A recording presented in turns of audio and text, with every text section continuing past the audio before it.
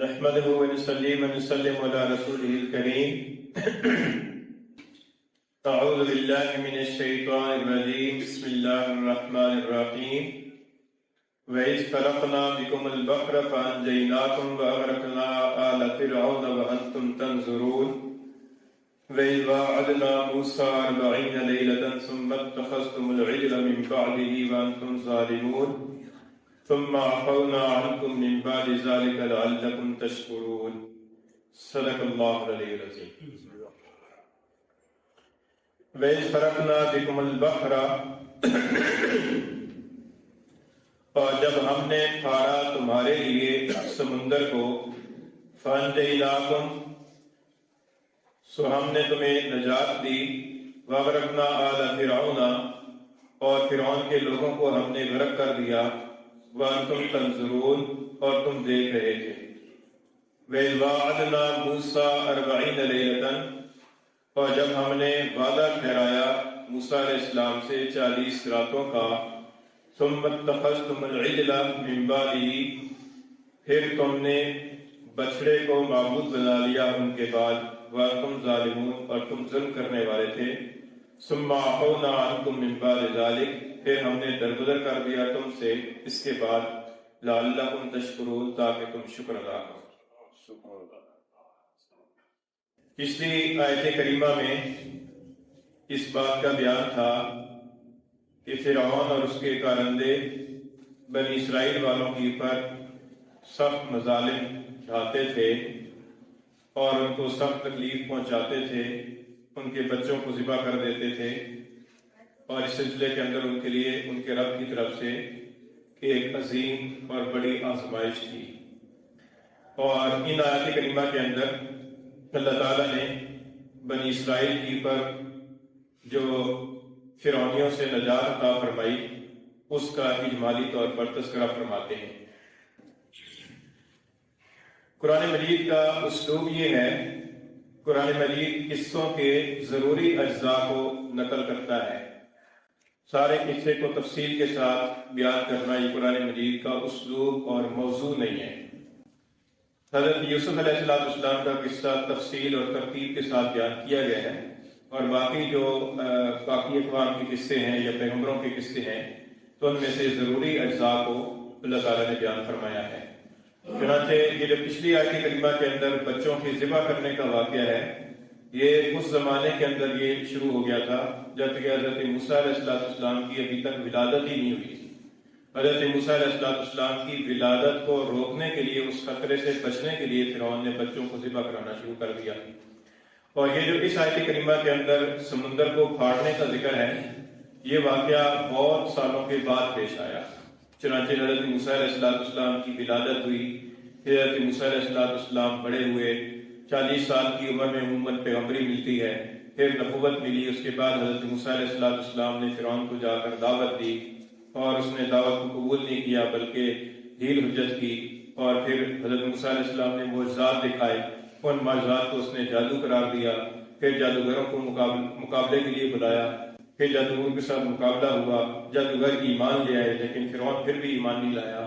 حضرت موسیٰ علیہ السلام نے اس سے یہ بھی مطالبہ کیا کہ بنی اسرائیل والوں کو چھوڑ دو، ان کو آزادی دے دو. اس نے یہ مطالبہ بھی پورا نہیں کیا اور اس کو نہیں تسلیم کیا. اس کے بعد کہیں جا کر پھر اللہ تعالیٰ کی طرف سے حکم ہوا کہ اے موسیٰ آپ بنی اسرائیل والوں کو لے کر یہاں سے چلو اور ان کو ان کے اصل وطن فلسطین تک پہنچاؤ. چنانچہ کئی سالوں کے بعد پھر یہ واقعہ پیش آیا اور اللہ تعالیٰ کے حکم سے حضرت موسیٰ علیہ السلام نے بنی اسرائیل والوں کو حکم دیا اور وہ راتوں رات ان کو لے کر چلے. یعنی ایک رات کے اندر یہ طے کیا کہ اس رات کے اندر یہاں سے نکلنا ہے اور اپنے اصلی وطن فلسطین کی طرف جانا ہے. تو وہ رات طے کر لی اور پھر اس کے بعد بنی اسرائیل والوں کو لے کر حضرت موسیٰ علیہ السلام رات کے وقت نکلے. یہ دوسری جگہ پر تفصیلات موجود ہیں. اللہ تعالیٰ نے ارشاد فرمایا کہ اے موسیٰ میرے بندوں کو راتوں رات لے کر نکلو. تو پھر اس کے بعد حضرت موسیٰ علیہ السلام رات کے وقت نکلے اور سارے بنی اسرائیل والے، ظاہر ہے کہ وہ کافی تعداد میں تھے، لاکھوں کی تعداد میں تھے. ان بنی اسرائیل والوں کا ایک بڑا لشکر تھا، ان کو لے کر نکلے. اور پھر آگے چل کر جو ہے نا وہ راستے میں سمندر آ گیا جس کا ذکر اس آیت کریمہ میں ہے. فَإِذْ فَرَقْنَا بِكُمُ الْبَحْرَ کہ جب ہم نے پھاڑ دیا تمہارے لیے سمندر کو. یہ سمندر کون سا ہے؟ قرآن مجید نے اس کی تعیین نہیں کی، اور قرآن مجید ایسی چیزوں کی تعیین نہیں کرتا کیونکہ سمندر کوئی بھی ہو، بس اللہ کی مخلوق ہے، کوئی سا بھی سمندر ہو سکتا ہے. البتہ تاریخی اعتبار سے اور جغرافیائی اعتبار سے اگر دیکھا جائے تو جہاں سے حضرت موسیٰ علیہ السلام بنی اسرائیل کو لے کر نکلے ہیں اور جس طرف جانا تھا، تو راستے میں جغرافیائی اعتبار سے کون سا سمندر پڑتا ہے، تو علماء کرام نے تصریح فرمائی ہے کہ وہ ایک ہی سمندر ہے جس کو بحیرہ احمر کہا جاتا ہے، اور اس کو بحیرہ قلزم بھی کہا جاتا ہے، کہ جس کے ایک سرے کی پر یمن کی بندرگاہ عدن واقع ہے اور دوسرے سرے کی پر اسرائیل کی بندرگاہ ایلا واقع ہے. تو فرمایا کہ یہ عدن اور ایلا کے درمیان کا جو سمندر ہے جس کو بحیرہ احمر کہا جاتا ہے، اور کافی لمبا چوڑا سمندر ہے، لمبائی کے اندر ہے. اور اسی بحیرہ احمر کی تشبیہ دیتی ہوئے حضور صلی اللہ علیہ وسلم نے ارشاد فرمایا کہ میرا حوض جو ہے یہ ایلا سے لے کر عدن تک ہے. یعنی حضور صلی اللہ علیہ وسلم نے فرمایا کہ میرا جو حوض کوثر ہے وہ ایلا سے لے کر عدن تک اتنا لمبا چوڑا ہے. تو یہ بحیرہ احمر تھا. یہ بحیرہ احمر جو ہے نا وہ کافی لمبا چوڑا سمندر ہے، اور اوپر جا کر شمال کی طرف جہاں پر حضرت موسیٰ علیہ السلام اور بنی اسرائیل والوں کا اس دریا کے ساتھ سامنا پیش آیا تو وہ وہاں پر جا کر یہ دو شاخہ ہو جاتا ہے، یعنی دو شاخوں کے اندر منقسم ہو جاتا ہے. تو اس کا جو پارٹ ہے وہ بھی نسبتاً کم چوڑا رہ جاتا ہے. تو اس علاقے کے اندر حضرت موسیٰ علیہ السلام اور بنی اسرائیل والے وہاں پہنچے. یہ وہاں پر پہنچے کیسے؟ کیونکہ رات کا وقت تھا اور اس زمانے کے اندر اس طرح کی لائٹیں نہیں تھیں اور نہ راستے بنے ہوئے تھے. حضرت موسیٰ علیہ السلام اور بنی اسرائیل والے ایک اندازے کے ساتھ چل رہے تھے، اور ان کا اندازہ یہ تھا کہ ویسے تو چلنا چاہیے تھا شمال کی طرف کافی آگے جا کر، تو وہ خشکی کا راستہ ہے جہاں پر وہ ایلا کی بندرگاہ ہے، وہاں پر وہ سمندر ختم ہو جاتا ہے، اور خشکی سے کراس کر کے ادھر جانا تھا صحرائے سینا میں. لیکن رات کے اندھیرے کی وجہ سے وہ راستہ بھول گئے اور وہ جلدی جو ہے نا وہ مشرق کی طرف مڑ گئے. اور جب مشرق کی طرف مڑ کر کافی آگے چل کر گئے تو آگے دیکھا کہ سمندر ہے. تو وہاں پر دوسری جگہ پر اللہ تعالیٰ نے فرمایا ہے کہ جب بنی اسرائیل والوں نے سمندر کو دیکھا تو یہ کہنے لگے کہ یا موسیٰ انا لمدرکون، اے موسیٰ ہم تو پکڑے گئے، ہم تو اب پکڑے گئے کہ آگے سمندر آ گیا، اب آگے کہاں جائیں گے، اور پیچھے فرعونیوں کو پتہ چلے گا وہ پیچھا کرتے ہوئے پہنچ جائیں گے. دوسرے مقام پر موجود ہے کہ فرعون اپنے لاؤ لشکر کو لے کر خود قیادت کرتے ہوئے بنی اسرائیل والوں کے پیچھے نکلا اور اشراق کے وقت میں ان کو جا لیا. مشرقین کا لفظ قرآن مجید کے اندر دوسری جگہ پر آیا، مشرقین نقطوں والے کاف کے ساتھ. ایک تو مشرقین وہ دوسرا لمبا کاف ہوتا ہے نا جس کا معنی شرک کرنے والے، یہ مشرقین اشراق سے یعنی اشراق کے وقت میں ان کو جا کر پا لیا. تو ادھر جو ہے نا وہ فرعون اپنے لاؤ لشکر کے ساتھ ان کے پیچھے پہنچ گیا اور آگے سمندر ہے، اب نہ آگے جا سکتے ہیں نہ پیچھے مڑ سکتے ہیں. تو بنی اسرائیل والوں نے گھبرا کر کہا کہ موسیٰ انا لمدرکون، کہ اے موسیٰ ہم تو پکڑے گئے. حضرت موسیٰ علیہ السلام نے اللہ تعالیٰ کی ذات پر بھروسہ کر کے فرمایا کہ کلا، ہرگز نہیں، ان معی ربی سیہدین، میرے ساتھ میرا رب ہے، مجھے راہ دے گا. چنانچہ اللہ تعالیٰ کی طرف سے حکم ہوا کہ موسیٰ اپنی لاٹھی سمندر کی پر مارو. حضرت موسیٰ علیہ السلام نے لاٹھی سمندر کی پر ماری، اس کے نتیجے کے اندر سمندر پھٹ گیا اور پانی جو ہے نا وہ دائیں بائیں دیواروں کی طرف کھڑا ہو گیا، پہاڑوں کی طرف. دوسری جگہ پر اللہ تعالیٰ نے فرمایا کہ وہ سمندر کے اندر پانی ایسے کھڑا ہو گیا کالطود العظیم، جیسا کہ بڑے بڑے تودے ہوتے ہیں. اس طریقے سے برفوں کے بلاک کی صورت کے اندر پانی دائیں بائیں کو جم گیا اور کھڑا ہو گیا، اور درمیان میں خشک راستے بن گئے، اور راستے بھی 12 بن گئے جتنے 12 قبیلے تھے. تو اللہ تعالیٰ نے یہ فرمایا، معجزہ دکھایا حضرت موسیٰ علیہ السلام کے ہاتھ پر. بنی اسرائیل والوں کو حضرت موسیٰ علیہ السلام نے فرمایا کہ اس کے اندر چلو. وہ چلنا شروع ہو گئے اور ان کے پاؤں کے تلوے بھی بھیگے نہیں، اور خشکی کے ساتھ بالکل اطمینان کے ساتھ وہ دوسرے کنارے پر پہنچ گئے. اور ادھر جب وہ فرعون اپنے لاؤ لشکر کو لے کر پہنچا تو اس نے دیکھا کہ یہ راستہ خشک بنا ہوا ہے، تو اس نے بھی بنی اسرائیل والوں کے پیچھے اپنے لشکر کو بنا دیا.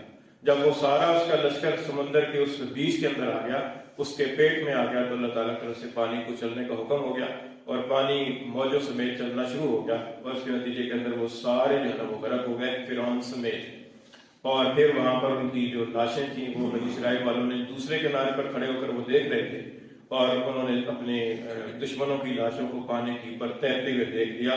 اور یہ نظارہ ان کو اس لیے کرایا گیا، صدیوں تک وہ فرعون کی وہ غلامی کے اندر رہے تھے، اور صدیوں کے ساتھ رہنے کے نتیجے کے اندر ان کے ذہنوں کے اندر فرعون اور فرعونیوں کا بڑا وہ ایک رعب اور بڑا وہ ایک دبدبہ بیٹھا ہوا تھا. تو اگر ان کو دکھایا نہ جاتا نا ان دشمنوں کی ہلاکت کا منظر، تو ہو سکتا ہے کہ وہ یقین ہی نہ کرتے کہ یہ فرعون بھی غرق ہو سکتا ہے، یہ کیسے ہو سکتا ہے. تو اس لیے اللہ تعالیٰ نے ان کو وہ نظارہ دکھایا تاکہ وہ اپنی آنکھوں سے دیکھ کر مشاہدے کے ساتھ یقین کر لیں کہ ہاں واقعی ہمارا دشمن اپنی فوجوں سمیت جو ہے نا وہ غرق اور تباہ ہو چکا ہے. اس بات کا اللہ تعالیٰ نے یہاں پر ذکر فرمایا کہ فرقنا بکم البحر، کہ جب ہم نے پھاڑ لیا تمہارے لیے سمندر کو، یعنی پھاڑ لیا یعنی اس کو جدا جدا کر دیا پانی کو، فانجیناکم، سو ہم نے تمہیں نجات دی، واغرقنا آل فرعون، اور فرعون والوں کو ہم نے غرق کر دیا، ڈبو دیا، وانتم تنظرون، اور تم دیکھ رہے تھے. اچھا، یہ یہاں سے گزر کر پھر آگے صحرائے سینا میں داخل ہوئے. صحرائے سینا جو ہے نا یہ ایک بہت بڑا صحرائی میدان ہے جس کے 3 طرف جو ہے نا وہ پانی ہے اور چوتھی طرف کا راستہ خشکی کا راستہ ہے. اس لیے اس کو جزیرہ نما سینا بھی کہتے ہیں، جزیرہ نما سینا، اور اس کو صحرائے سینا بھی کہا جاتا ہے. اور اسی صحرائے سینا کے اندر کوہ طور واقع ہے کہ جہاں پر حضرت موسیٰ علیہ السلام نے جا کر کے اعتکاف فرمایا تھا. یہاں پر اسی اگلی آیت میں اسی کا ذکر ہے کہ وَإِذْ وَعَدْنَا مُوسَىٰ 40 لَيْلَةً، کہ جب وہ صحرائے سینا کے اندر بنی اسرائیل والے پہنچ گئے اور انہیں اپنے دشمن کی ہلاکت کو اپنی آنکھوں سے دیکھ لیا، اب اطمینان ہو گیا. تو اب بعض روایات میں آتا ہے کہ حضرت موسیٰ علیہ السلام نے ان سے فرمایا، اور بعض روایات میں آتا ہے کہ انہوں نے خود درخواست کی، اے موسیٰ ہمارے لیے کوئی دستور ہونا چاہیے جس کے مطابق ہم زندگی گزاریں. پر حضرت موسیٰ علیہ السلام نے بھی فرمایا کہ اب اللہ تعالیٰ کے احکام کے مطابق زندگی گزارنا، آزادانہ طریقے سے ہمیں گزارنا چاہیے. اللہ تعالیٰ نے حضرت موسیٰ علیہ السلام سے 40 راتوں کی میعاد مقرر فرمائی. یہ فرمایا کہ تم 40 راتوں کے لیے کوہ طور پر فلان جگہ پر آ جاؤ. وعدنا کا جو لفظ ہے نا یہ ایک ہوتا ہے وعدہ اور ایک ہوتا ہے مواعدہ. یہ مواعدہ سے نکلا ہے. مواعدہ کا مطلب یہ ہوتا ہے کہ کسی جگہ، کسی خاص جگہ پر کسی خاص وقت میں کسی سے ملاقات کا وعدہ کرنا کہ فلان جگہ پر فلاں وقت پر میں اور آپ ملیں گے. اس کو مواعدہ کہا جاتا ہے. تو اللہ تعالیٰ نے حضرت موسیٰ علیہ السلام سے وعدہ لیا کہ فلاں پہاڑ کے پاس اور فلاں وقت کے اندر آپ نے آنا ہے. تو یہ 40 راتوں کا وعدہ حضرت موسیٰ علیہ السلام سے اللہ تعالیٰ نے لیا. دوسری جگہ پر موجود ہے کہ ہم نے 30 راتوں کا وعدہ لیا اور پھر 10 راتیں مزید کر لی. اس کی تفصیل یہ آتی ہے کہ 30 راتیں حضرت موسیٰ علیہ السلام آ رہے ہیں. 30 راتوں سے مراد صرف راتیں نہیں ہیں بلکہ دن بھی شامل ہیں. جیسے کہا جاتا ہے نا کہ 10 رات کا اعتکاف کیا ہے تو اس کے اندر دن بھی شامل ہوتے ہیں. تو حضرت موسیٰ علیہ السلام نے کوہ طور پر اعتکاف بھی کیا، دن کے وقت روزہ بھی رکھا. 30 روزوں کے بعد حضرت موسیٰ علیہ السلام نے افطار کر دیا. اللہ تعالیٰ کو 30 دنوں کے بعد اللہ تعالیٰ کو یہ بات پسند نہ آئی. اللہ تعالیٰ نے فرمایا کہ 10 دن اور روزے رکھے جائیں اور 10 دن مزید اعتکاف کیے جائے. چنانچہ حضرت موسیٰ علیہ السلام نے 40 راتوں پر وہاں پر اعتکاف کیا اور اس کے بعد اللہ تعالیٰ کی طرف سے حضرت موسیٰ علیہ السلام کو تورات کتاب دی گئی. تو پھر فرمایا کہ جب موسیٰ علیہ السلام وہاں کوہ طور پر چلے گئے تو پیچھے یہ چونکہ صدیوں سے شرک کے اندر مبتلا قوم تھی بنی اسرائیل والے، تو یہ پیچھے سے بت پرستی کے اندر، شرک کے اندر مبتلا ہو گئے. اور قصہ اس کا یوں آیا، دوسری جگہ پر سورہ طٰہٰ کے اندر تفصیل موجود ہے کہ بنی اسرائیل والوں کے اندر ایک شخص سامری نام کا تھا جو بڑا ماہر قسم کا جادوگر اور کاریگر تھا. تو اس نے بنی اسرائیل والوں کے پاس جتنا سونا تھا جو اپنے گھروں سے اٹھا کر لائے تھے، اس سارے سونے کو اکٹھا کیا اور اس سونے کو آگ کے اندر، مٹی کے اندر گلا کر تو اس کا ایک بچڑے کی طرح ایک مجسمہ بنا دیا. بچڑا یعنی گائے کا بچہ. تو بچڑے کا ایک مجسمہ بنا کر اس کے اندر کوئی خاص قسم کی مٹی تھی جو حضرت جبریل علیہ السلام کے قدموں کے نیچے سے اس نے اٹھا کر محفوظ کی ہوئی تھی، وہ اس میں ڈال دی. اس میں سے آواز آنا شروع ہو گئی. اس نے کہا کہ بنی اسرائیل والوں سے کہ یہ تمہارا معبود ہے. موسیٰ علیہ السلام تو جا کر بھول ہی گئے، اس لیے تم اس کی عبادت شروع کر دو. چنانچہ انہوں نے، بنی اسرائیل والوں نے اس کی عبادت شروع کر دی. اللہ تعالیٰ نے فرمایا کہ ثم اتخذتم العجل، پھر تم نے گوشالہ پرستی اختیار کر لی، بچڑے کو معبود بنا لیا، من بعدہ، موسیٰ علیہ السلام کے جانے کے بعد، وانتم ظالمون، اور تم ظلم کرنے والے تھے. یعنی شرک کو اللہ تعالیٰ نے ظلم قرار دیا. ان الشرک لظلم عظیم، کہ تم اس ظلم کے اندر مبتلا ہو گئے. پھر آگے اللہ تعالیٰ نے فرمایا کہ پھر اس ظلم کے باوجود، اس شرک کے باوجود بھی، اس ناشکری کے باوجود بھی کہ ابھی تک قدرت کا مظاہرہ دیکھا ہے، یعنی ابھی سمندر کے اندر ایک معجزہ پیغمبر کے ہاتھ پر دیکھا ہے، اپنی آنکھوں سے دیکھا ہے اور اپنی آنکھوں سے دشمن کو ہلاک ہوتے ہوئے دیکھا ہے. اتنی جلدی پھر اللہ تعالیٰ کی قدرت کو بھول کر پھر اس کے اندر شرک کے اندر مبتلا ہو گئے. اتنا بڑا جرم تھا، لیکن اللہ نے فرمایا کہ پھر ہم نے اس کے باوجود بھی تمہیں معاف کر دیا. اس کے باوجود بھی معاف کر دیا تو یہ اللہ تعالیٰ کی طرف سے نعمت تھی، فرمایا کہ اس لیے معاف کر دیا کہ شاید کہ تم شکر ادا کرو۔ اس سے یہ معلوم ہوتا ہے کہ اللہ تعالیٰ کی طرف سے مغفرت کا مل جانا یا اللہ تعالیٰ کی طرف سے جرائم کے باوجود پکڑ کا نہ آنا، یہ بھی اللہ تعالیٰ کی نعمت ہے، اور اس نعمت کی پر بھی شکر ادا کرنا چاہیے۔ فرمایا کہ ویس فرقنا بکم البحر، اور جب ہم نے پھاڑ دیا تمہاری خاطر سمندر کو، فانجیناکم، سو ہم نے تمہیں نجات دی، واغرقنا آل فرعون، اور فرعون والوں کو ہم نے غرق کر دیا، وانتم تنظرون، اور تم دیکھ رہے تھے۔ وَإِذْ وَعَدْنَا مُوسَىٰ 40 لَيْلَةً، اور جب ہم نے وعدہ دیا موسیٰ علیہ السلام سے 40 راتوں کا، ثُمَّ اتَّخَذْتُمُ الْعِجْلَ مِن بَعْدِهِ، پھر تم نے بچڑے کو معبود بنا لیا اس کے بعد، وَأَنْتُمْ ظَالِمُونَ، اور تم ظلم کرنے والے تھے۔ ثُمَّ عَفَوْنَا عَنْكُم مِّن بَعْدِ ذَلِكَ، پھر ہم نے درگزر کر دیا تم سے اس کے بعد، لَعَلَّكُمْ تَشْكُرُونَ، تاکہ تم شکر ادا کرو۔